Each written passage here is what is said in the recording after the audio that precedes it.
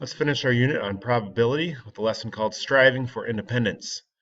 In this lesson, we're going to be able to use data in various representations that we've used before, such as Venn diagrams, two-way tables, or tree diagrams, and we'll use those to help us determine independence as we talked about in the last lesson. So the scenario presents itself as listed in your note page. It says use your knowledge of conditional probability of A given B, as probability of A and B divided by the probability of B, as well as the definition of independence. Two events A and B are said to be independent if probability of A given B is equal to probability of A, and the probability of B given A is equal to probability of B. They aren't affected by each other. So use that to answer the following questions. Keep track of how you're determining independence for each type of representation. So first question talks about 2,000 students attending a high school.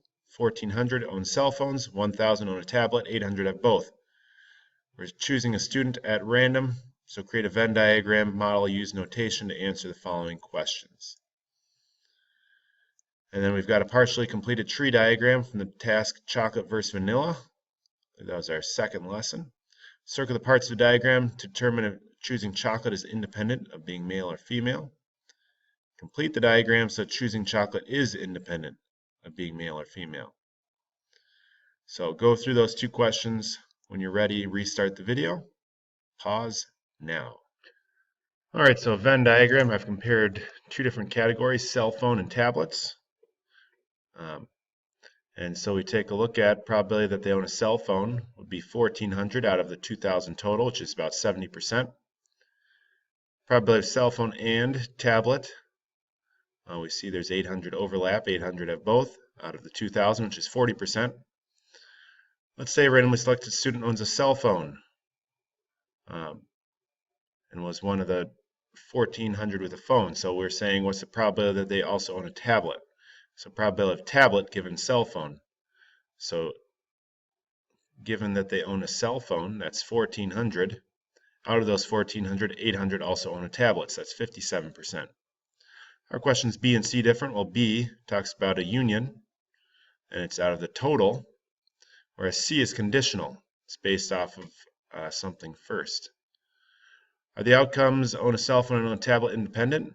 No, because the probability of cell phone and a tablet is 40%. That's not equal to the probability of a cell phone, which is 70%, times the probability of a tablet, which is 1,000 out of 2,000, which would be 50%. 70% times 50% is 35%. So they're not the same, they're not independent. So since it's not independent, what number of students would own a tablet to create that independence? Well, we need that to be 40%. We multiply 70% times the tablet. So in order to figure that out, we need that percentage divided by 70% to be 57%. So 57% of the total is 1143. So we need 1143 to own a tablet instead of the 1,000 in order for that to be independent. Okay. Then when we get to the tree diagram, where do we look for independence? Well, compare, if chocolate is independent of being male or female, well, compare how many females prefer chocolate out of the total of females. 4732 out of 8756. Is that the same as how many males prefer chocolate out of the total males? 3248 out of 6010. Okay, so I added the new numbers in to make them independent. So I made them equal. I made the percentages the same. Since I knew this chocolate, females who prefer chocolate, I knew that percentage.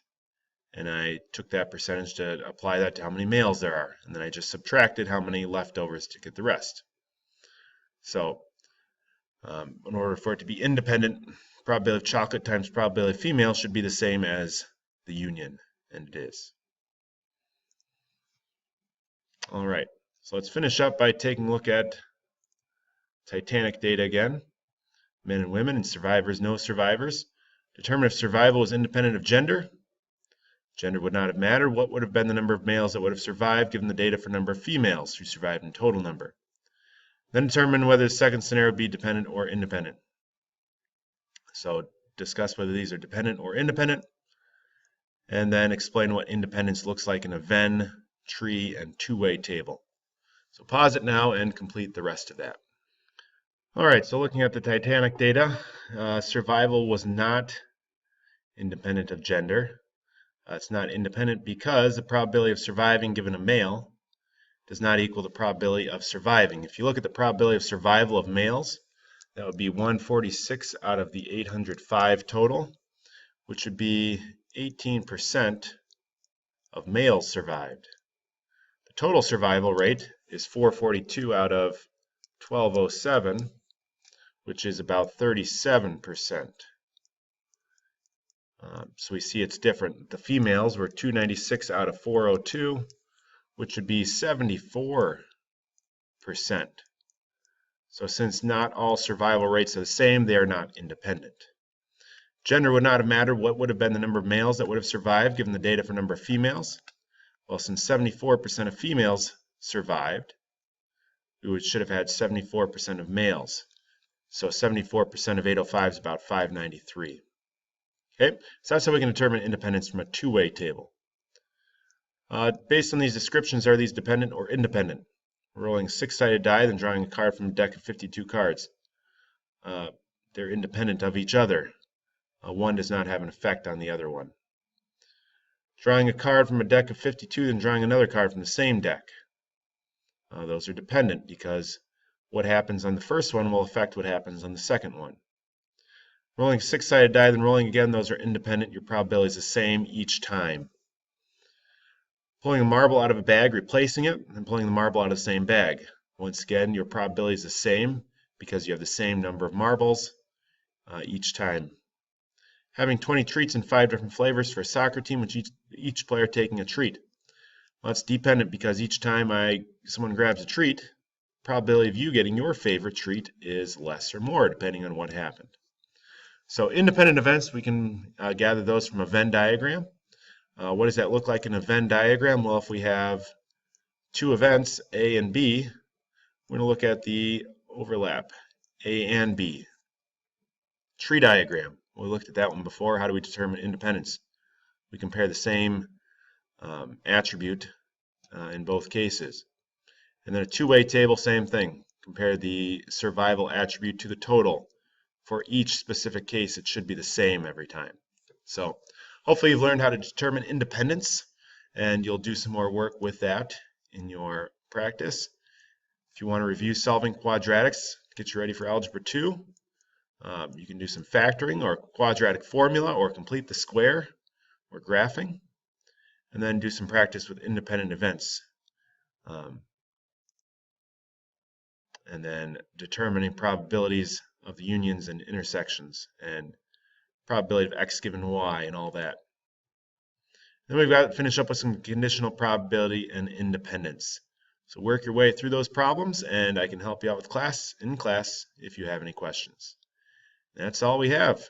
I'll answer your questions if you have any in class.